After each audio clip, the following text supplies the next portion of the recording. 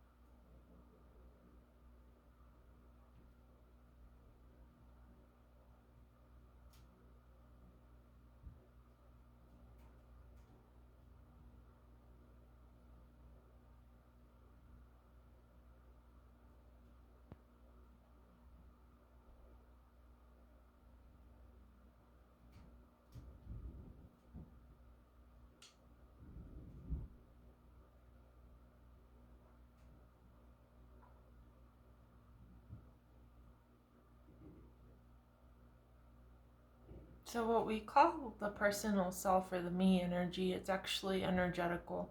It's an energetic contraction.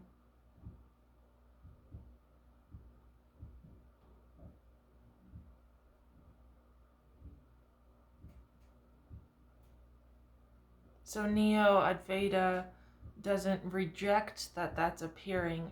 It just rejects that that's you, that that's who you are, that you are that energetical contraction. Most people believe themselves to be that energetic contraction of the bundle of feelings, sensations, perceptions, beliefs, thoughts. And it is a system, a functioning system. This right here, this appearance of the apparent Kate is a functioning system. She has preferences. She performs behaviors. She has moods. She has all kinds of thoughts. Some are extra wacky, some are extra creative. Some are extra destructive, some are constructive.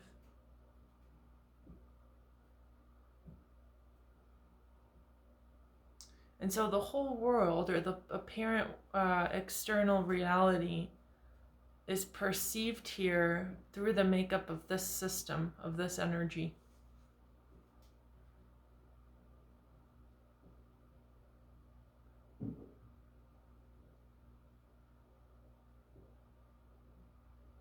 And Neo-Advaita rejects that. And it rightly so does that, because so much of what this system does is take. It's constantly taking. And it's just the way that it functions. It takes in information, it takes in appearances, and it attempts to find a home in them.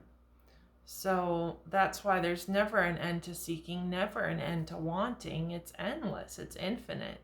The system is just programmed to want. It wants everything. Let me repeat that. This system, this energetical contraction of the me energy or the self, wants everything. There's nothing that it does not want. And so seeking appears. And that journey of claiming or looking for home begins. And so it's not long before that process becomes very unfulfilling, right? And so we seek for ways to ease it, ease that discomfort of constantly seeking, of constantly looking for another place than this, of constantly looking to be someone else, of constantly looking for something to do, somewhere to go, something to get, right? It becomes very dissatisfying. And so when Neo-Advaita is first heard, or that energy is first comes into resonance, so the energetical contraction comes into the resonance of the Neo-Advaitic energy, which is always there. It's always in cohesion. That's why resonance can happen, right? Because it is everything that is. Equally. Not one thing above something else. It's equally one thing. So when there's a resonance with itself, this dissipation of that energetical contraction occurs. It has nowhere to land anymore. If that message is heard very clearly, then its seeking very quickly comes to a halt, and that is very disorienting and very confusing for the system. And it also shoots a very high electric charge through the body, physically. It becomes physiological. And this may or may not happen. I'm just describing appearances. I'm pointing to the apparent world of form. And so this energy begins this deconstruction phase, and this deconstruction phase is a relaxing of those seeking energies. So it starts to pull away from the world of form, kind of like collapse on itself in a way. So that's a lot of energy that's been concentrated, okay, suddenly releasing, suddenly opening, expanding. And just because I'm describing this doesn't mean that this is happening. I'm just describing a potentiality of form. This may or may not happen, and it may or may not happen in a multitude of ways. But in most systems, that energy is going to relax when no self is recognized, or when the truth is recognized, or when Neo-Advaita comes into resonance. And so I stray from describing what these highly electric charges do to the system, because then we're getting into practices that attempt to maintain and manage that process, and I'm no expert on any of that. The one thing that I found that I think offers the most ease through that process is probably Kundalini Yoga, but that's just what was utilized here. I don't know if there are better techniques or modalities for that. And actually, mostly sitting is appropriate for this system. For these changes, sitting is most appropriate. And so that is what's occurring most times. Walking's very good too. Drinking water is very important. Getting adequate rest. And noticing where these energies are being extracted from. So in the past, the system functioned based on seeking. So it had pockets of energy, people, environments, communities, behaviors, jobs, conditioning that it participated in, right? And so that begins a reversal process. And that personal self, it likes to cling on and hold on to those things. And the reason it does that is because it has a landing place. It doesn't actually have to let go at that level. It can hold on. But very quickly it will recognize that the holding on doesn't work, and it still continues to burn. And so that again shoots more energy up the system and creates a very high charge. So it's very important for mind-body practices to be implemented at a certain point, I'd say, of this journey or of this process, this apparent process.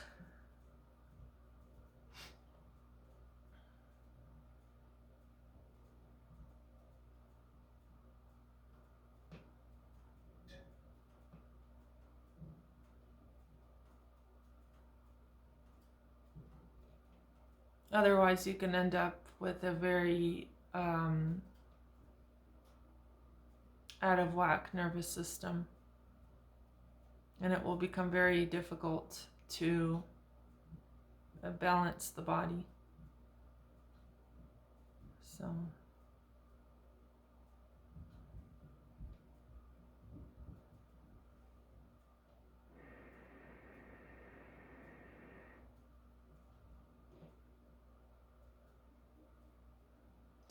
the sensitivity of the system will become extreme in many cases, and that's when dietary considerations and lifestyle considerations and even work and relationship considerations might come into question, and adjustments may need to be made.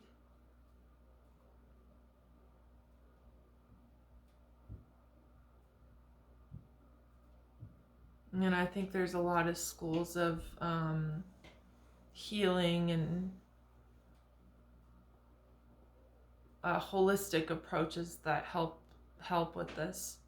Ayurveda, Chinese medicine, acupuncture, just helping that energy find cohesion and balance.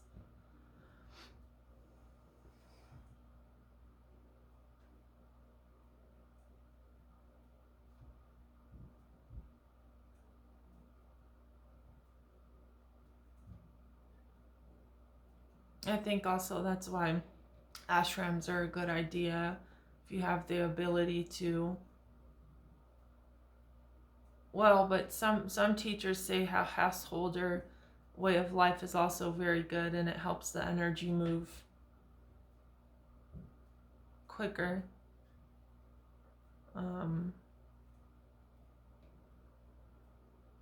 But only you know only your body knows what's right for you, and actually really nothing has to be done. What I wanted to introduce here is surrendering to the process, letting go of trying to find the right way to do this, because there is no right way to do this. There's no right way. There just is what's here and what's appearing, and that's the way.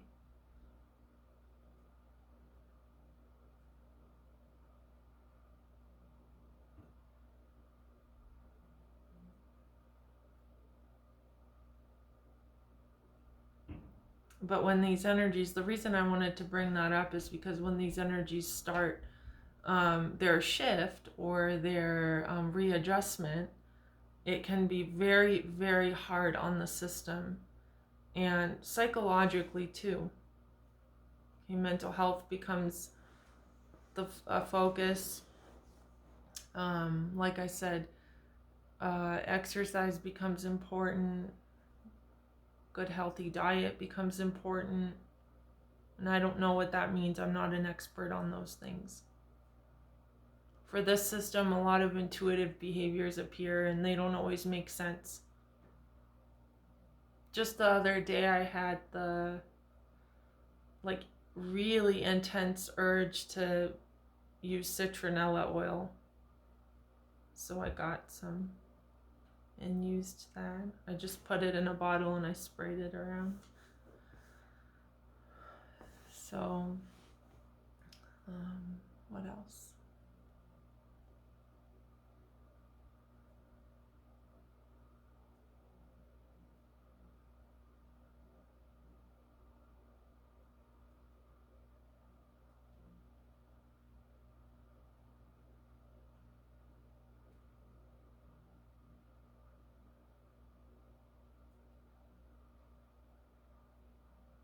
And the process does seem almost sacrificial in a way.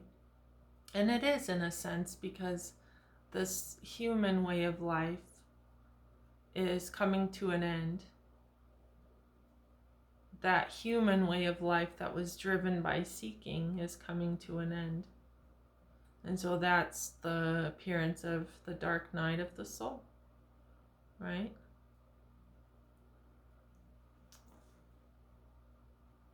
Dark night of the soul.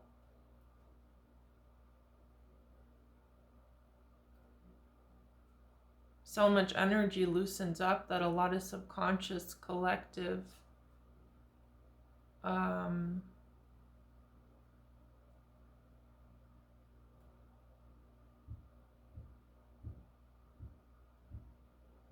energy comes to the surface quickly. It comes very quickly. And so at any point of the process, the human may think, oh, I'm not awake, or I'm not getting liberated, or oh, I've taken a bunch of steps back because all this junk's coming up. But those are just thoughts coming and going. Energies coming and going. Ideas coming and going. Maybe the desire to do something with that appears, maybe it doesn't.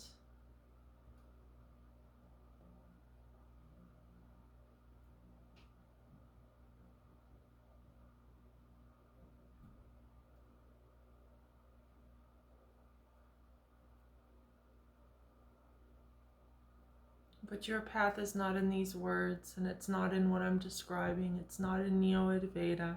It's not in any philosophy, in any book. Your path is your life. It's life right here. The beginning and the end.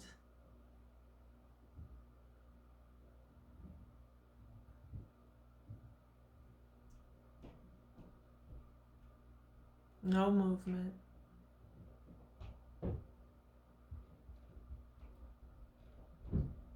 Just this.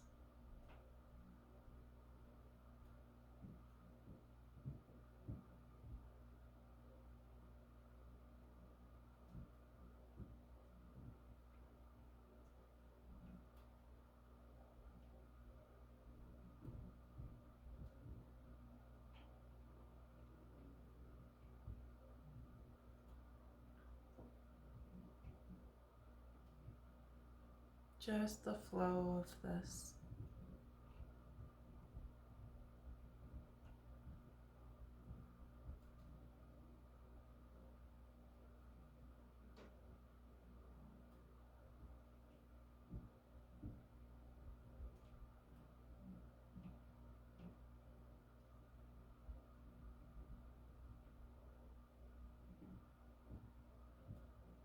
Did this ever begin?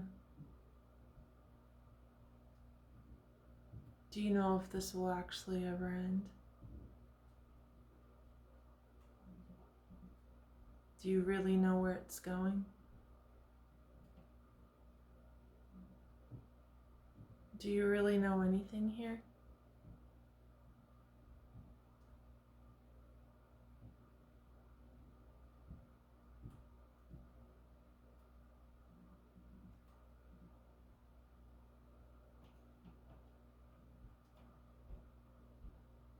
Don't use concepts to try and cover this up.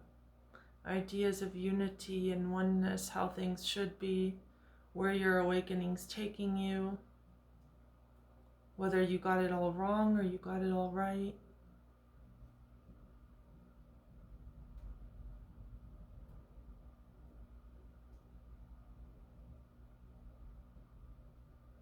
Don't cover it up.